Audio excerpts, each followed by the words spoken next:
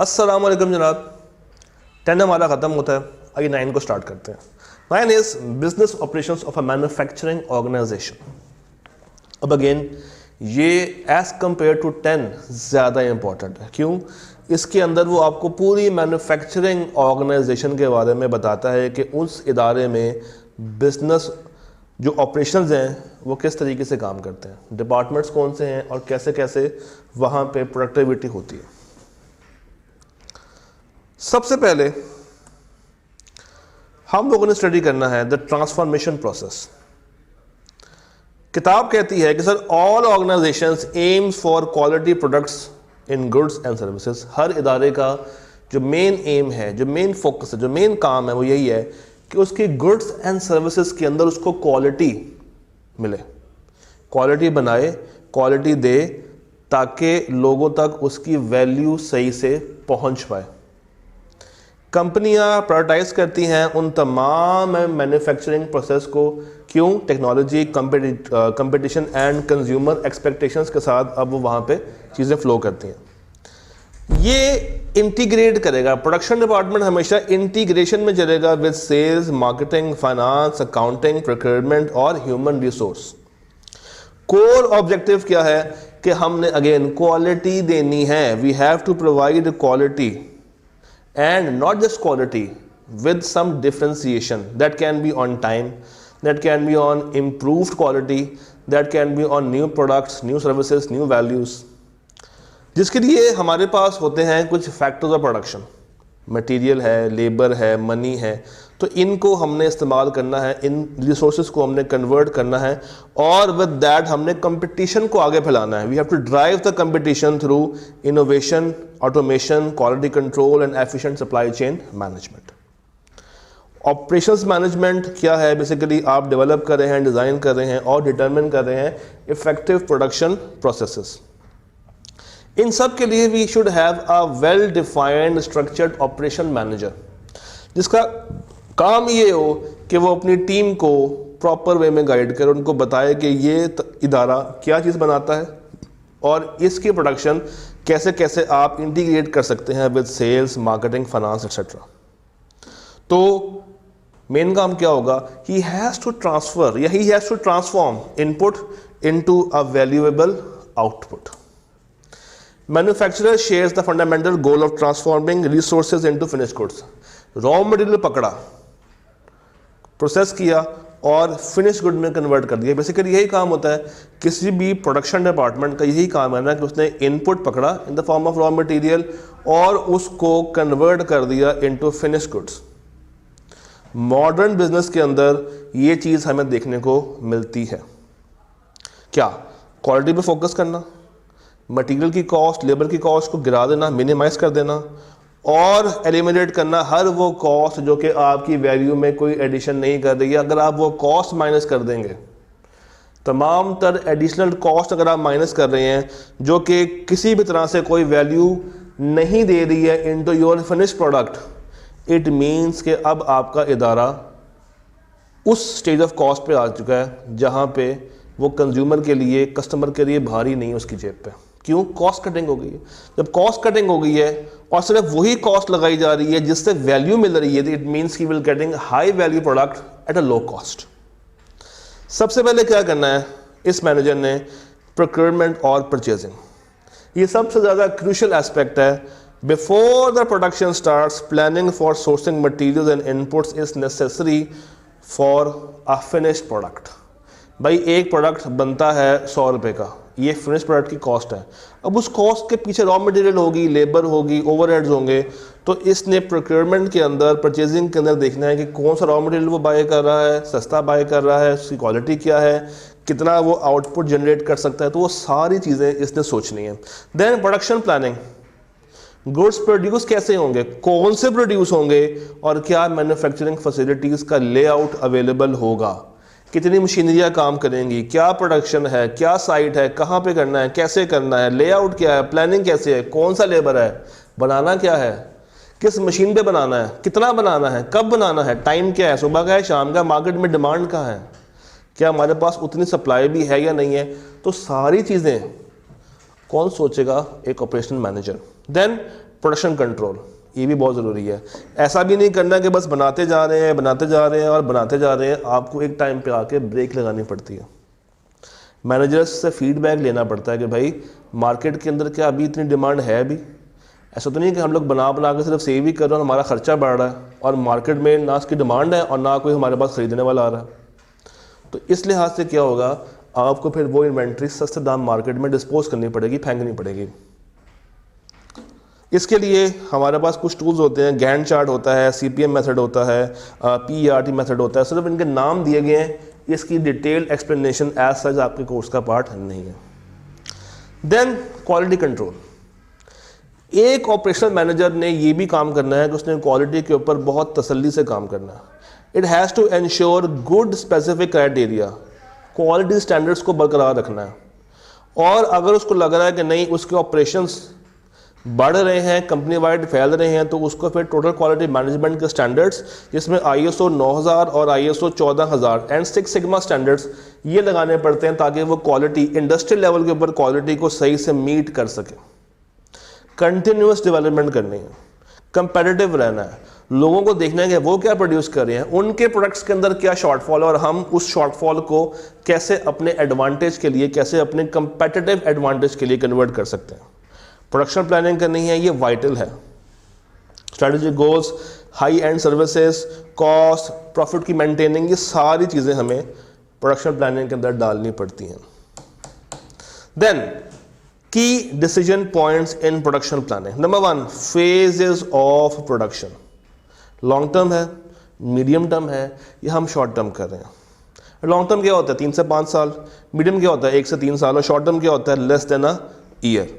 तो देखना है कि आपकी जो प्लानिंग है वो शॉर्ट टर्म के लिए है, लॉन्ग टर्म के लिए या मीडियम टर्म के लिए है। देन मैस प्रोडक्शन, क्या हम लोग मैस की तरफ जा रहे हैं, क्या हम लोग एक ही दफ़ा बहुत सारी प्रोडक्शन करने जा रहे हैं, या हम लोग वेट कर रहे हैं कि कस्टमर की डिमांड के मुताबिक उसको बना के देंगे। भाई मैस प्रोडक्शन क्या होता है, बोटल्स, न्यूज़पेपर्स, ब्रेड्स, पता है ये बिकनी है और अवेलेबिलिटी होगी तो कस्टमर आके बाय कर लेगा, वो अपने तरफ से इसमें कस्टमाइजेशन ऐड नहीं करवाएगा।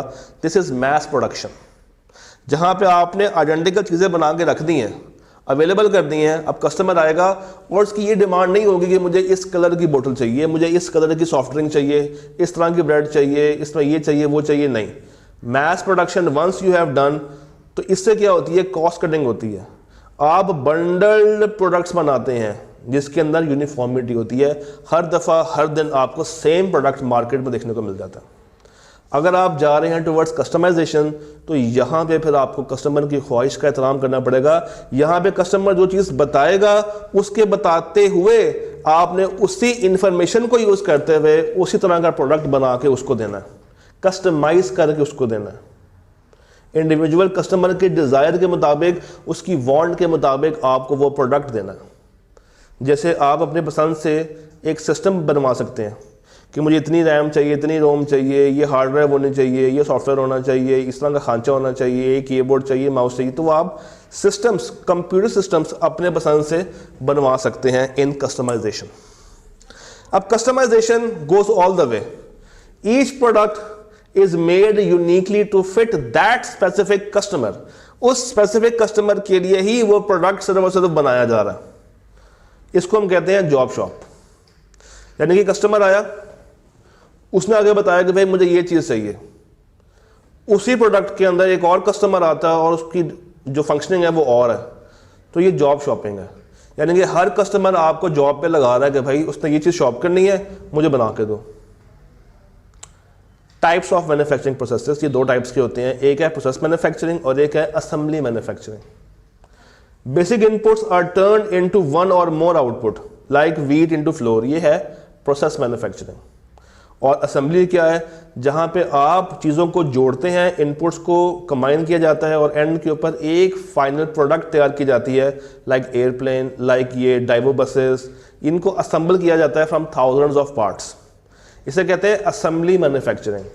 और conversion of input into output, अगर सिंपल ये हो रहा है तो इसको हम कहते हैं प्रोसेस मैन्युफैक्चरिंग। अब टाइमिंग्स के ऊपर बात करते हैं, क्या ये कॉन्टिन्यूस करनी चाहिए या इंटरमिनेंट करें, या बस लगातार मशीनरी को चलने दें या रोकें, टाइमली डेवलप करें। अब हर एक की अपने अपने ड्यूरेशन है और ये बेस्ट फॉर है। नंबर 1, अगर हम कंटिन्यूस की बात करते हैं तो ये फुल डे चलेगा।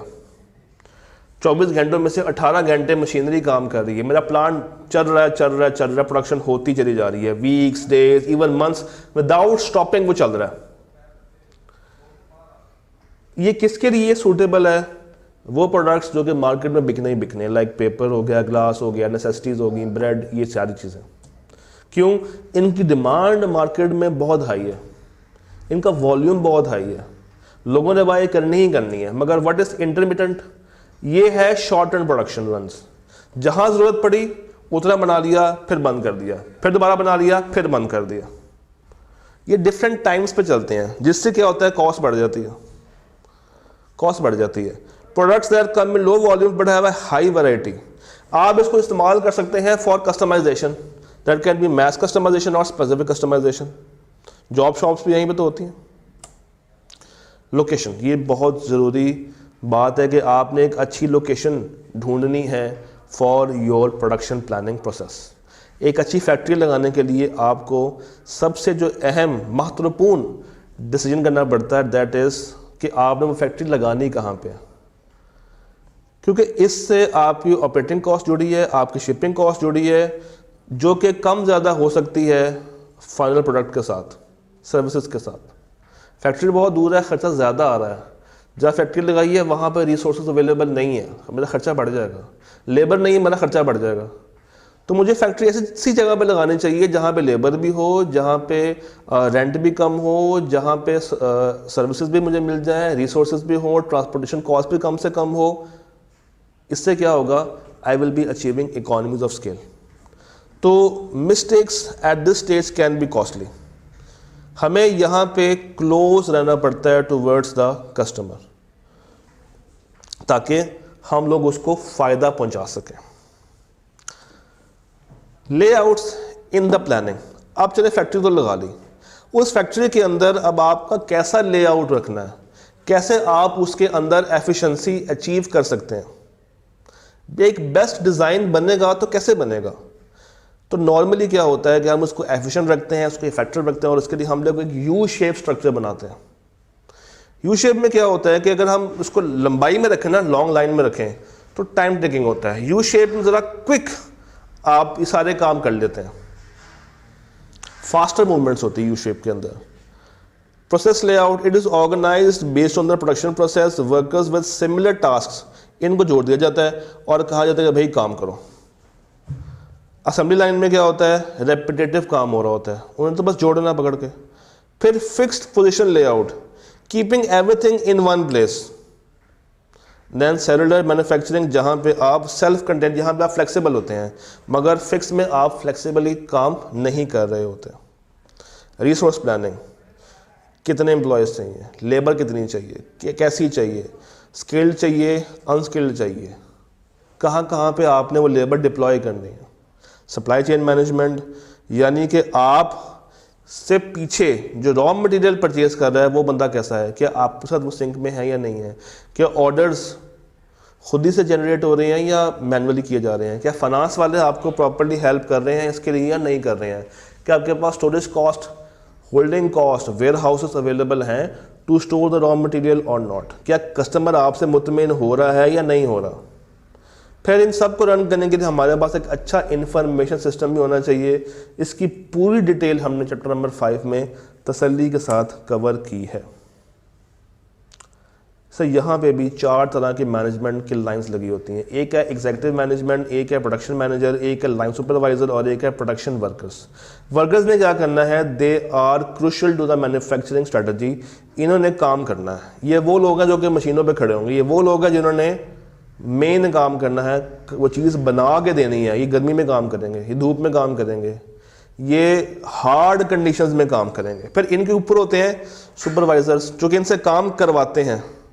ये कोशिश करते हैं कि वर्कर्स में और मैनेजर्स के दरमियान आए और गैप कम से कम करें, जो एक कम्युनिकेशन का फ्लो है उसको बेहतर बनाएं। बहुत सारे मसले ये खुद ही रिजॉल्व कर लेते हैं, जो उनसे रिजॉल्व नहीं होते हैं वो आगे पहुंचाते हैं टूवर्ड्स द प्रोडक्शन मैनेजर, और ये बेसिकली नुमाइंदे होते हैं किसके, टॉप लेवल के। और परफॉर्मेंस का इनसे पूछा जाता है।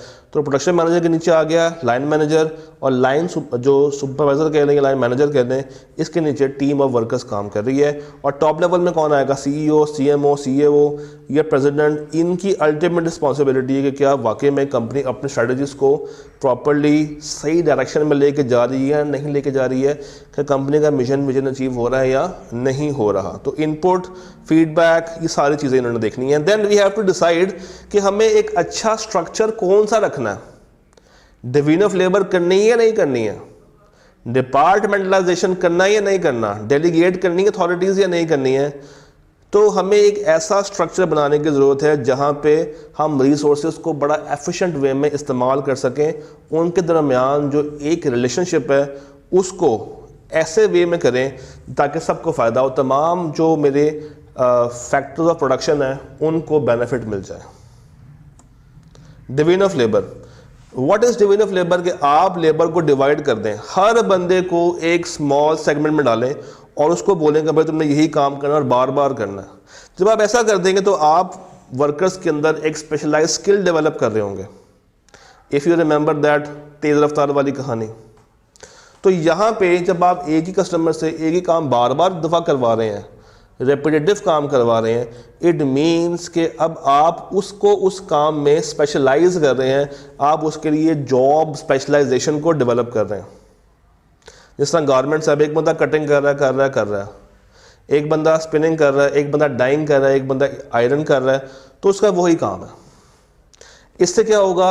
एफिशिएंसी बढ़ेगी, क्वालिटी बढ़ेगी, इकोनॉमीज ऑफ स्केल अचीव होंगी, कॉस्ट कम होगी, स्किल्स बढ़ेंगी, मगर लोग बोर हो जाएंगे, क्रिएटिविटी मर जाती है, थक जाते हैं, वो टेक्नोलॉजी से बहुत दूर हो जाएंगे, रिस्पॉन्सिबिलिटी इतनी नहीं आती है और दूसरों पर डिपेंडेंस ज़्यादा आ रही होती है, वो दूसरों पे ज़्यादा डिपेंड कर रहे होते हैं। डिपार्टमेंटलाइजेशन, आपने कितने डिपार्टमेंट्स बनाने हैं? प्रोडक्शन के अंदर प्रोसेसेस, कस्टमर्स, रीजन की बेस के ऊपर आपने कितने डिपार्टमेंट्स बनाने हैं और क्या फंक्शनल बनाना है या उसको प्रोडक्ट वाइज लेके चलना है? क्या आपने इस तरह करना है जिस तरह नेस्ले करती है कि ड्रिंक्स का एक डिपार्टमेंट है, बेवरेजेस का एक हो गया, इसके बाद फूड का एक और हो गया, या आपने पूरा एक कंसिडर करना है? तो manufacturing companies typically employ traditional structures which are rigid and involve departmentalisation. This can include function, products, processes, customers, regions. अब इसकी बेस के ऊपर आपने डिसाइड करना है कि किस तरीके से सेगमेंटेशन आप चाह रहे हैं। हर टिपिकल मैन्युफैक्चरिंग कंपनी इसका पार्ट बनती है और इसने फैसला करना है कि भाई उसको किस तरीके से अपना डिपार्टमेंट चलाना है ताकि वो उसमें एफिशिएंसी और इफेक्टिवनेस हासिल कर सके। प्रोसेसेस को देख के चलना है, कस्टमर की बेस पे चलाना है, जोग्राफिकली उसको डिवाइड करना है, डेलीगेट करना है। अब for example if I talk about process, तो फर्नीचर के अंदर कटिंग की डिपार्टमेंट टीम अलग होगी, लंबर की अलग होगी, पॉलिशिंग की अलग होगी, डाइंग की अलग होगी।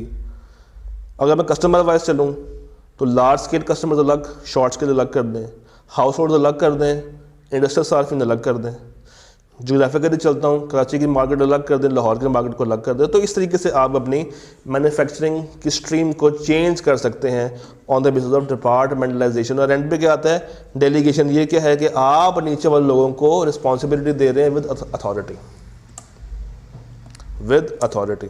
प्रोडक्शन डिफाइन करते हैं कि सर प्रोडक्शन क्या है? Basically it undertakes the activities जिससे आप कुछ ना कुछ बना के प्रोवाइड कर रहे हैं। इसके पीछे क्या होता है? प्रोडक्शन प्लानिंग होती है, कंट्रोल होता है, मैनेजिंग क्वालिटी को मेंटेन किया जा रहा होता है, प्लांट इक्विपमेंट को मेंटेन किया जा रहा होता है, इन्वेंट्री को कंट्रोल किया जा रहा होता है। और आपने डिसाइड करना है बीइंग अ प्रोडक्शन मैनेजर कि आपने कौन से मेथड को इस्तेमाल करना है for production. And it also requires a high R&D cost. इसके लिए फाइनेंस डिपार्टमेंट के पास जाके पैसा मांगना आपको चाहिए। तो अगर मुझे अपने एग्जिस्टिंग प्रोडक्ट के अंदर इम्प्रूवमेंट्स लेकर आनी है या मुझे एक ओवरऑल नया प्रोडक्ट ही बनाना है, तो I would be going through this R&D cost. Purchasing function, मेरा रॉ मटेरियल कहाँ से आ रहा है, कितना आ रहा है, क्या मार्केट में कोई और बंदा भी है जो कि सस्ता प्रोवाइड कर रहा है? ये देखना। फिर मार्केटिंग एंड सेल्स, बना मैंने दिया है, क्या वो मार्केट में बिक भी रहा है या नहीं बिक रहा, बनाना मेरा काम था, उसको बेचना काम किसका है, मार्केटिंग वालों का। तो क्या मार्केटिंग की टीम अपना काम सही से कर रही है या नहीं सही कर रही है, इसकी क्या सही से प्रॉपर ब्रांडिंग हो रही है, प्रॉपर सही से एडवर्टाइजिंग की जा रही है, कि पब्लिक रिलेशनशिप डेवलप हो रहे हैं। ये सारी बातें आप डिफरेंट चैप्टर्स के अंदर पढ़ चुके हैं, एथिक्स में पढ़ चुके हैं, फाइनेंस में पढ़ चुके हैं, आईटी में पढ़ चुके हैं, मार्केटिंग और सेल्स में पढ़ चुके हैं। तो 4, 5, 6, 7, 8 को जब मैं जोड़ता हूं तो 9 बन जाता है एचआर। आपको पता है कि एचआर का रोल क्या होता है। अब मुझे ये पढ़ने की ज़रूरत नहीं है, अगर मुझे वो चैप्टर पूरा तैयार है तो अकाउंटिंग एंड फाइनेंस। अब अगेन चैप्टर नंबर 4 अगर आपको आता है तो ये 4 लाइन तो कुछ भी नहीं है। तो इस तरीके से ये चैप्टर हमारा चलता है। एंड के ऊपर कुछ बेनिफिट्स दिए हुए हैं जो कि रीड ओनली हैं। अब again 9th chapter and 10th chapter ये दोनों ही रीडिंग पॉइंट ऑफ व्यू से बहुत अहम है। अगर आप उसकी अच्छी से एक दफ़ा रीडिंग कर लेंगे तो यकीन मानिए ये आपको पेपर के दिन मुश्किलात नहीं डालेंगे। मैं रिपीट कर दूं, चैप्टर नंबर 4 बहुत इंपॉर्टेंट है, 5 इंपॉर्टेंट है, 6 इंपॉर्टेंट है, 7 इंपॉर्टेंट है, 8 इंपॉर्टेंट है। 4, 5, 6, 7, 8 1, 2, 3 के अंदर उसने बेस बनाई है, वो इतने इंपॉर्टेंट नहीं है, मगर 4 से लेके 8 तक मैक्सिमम पेपर यहाँ से सेट होता है। पहले 3 को अलग कर दें, आखिर 2 को अलग कर दें। तो आपने 4, 5, 6, 7, 8 समझना सबसे पहले जब आप उसको रिवाइज कर रहे होंगे। देन आपको 2 करना है, 3 करना है, फिर 1 करना है, और एंड के ऊपर 10 करना है और 9 करना है। अब अगेन 4, 5, 6, 7, 8 को आप किसी भी सीक्वेंस में कर लें, ये आपके ऊपर, आप जाते हैं 6 पहले कर लूँ, 8 बाद में कर लूँ, ये आपस में इंटरडिपेंडेंट नहीं है। मगर कोशिश ये करनी है कि 4 को सबसे एंड पे करें। अगर 4 को बीच में स्टार्ट करेंगे या शुरू में स्टार्ट करेंगे तो वो ज़्यादा आपके लिए मुश्किल क्रिएट कर सकता है। तो I wish you all the luck, all the best. With this the course comes to an and.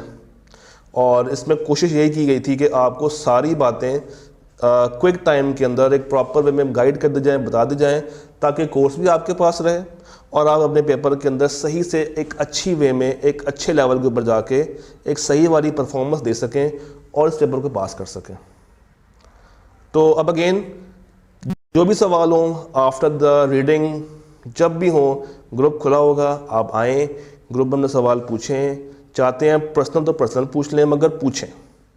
किताब की रीडिंग इस पेपर को पास करने के लिए बहुत बहुत बहुत ज़रूरी है। अगर आपकी रीडिंग की स्किल डेवलप हो चुकी है तो आपको ये पेपर, चाहे PRC 3 हो, PRC 5 हो, कोई भी हो, थ्योरी का कोई भी पेपर हो, अगर रीडिंग अच्छी है तो आप उस पेपर को अच्छे से निकाल सकते हैं। अब again I hope, I wish कि आप सबका 100% रिजल्ट आए। आपसे चाहूँगा इजाज़त। अल्लाह हाफ़िज़।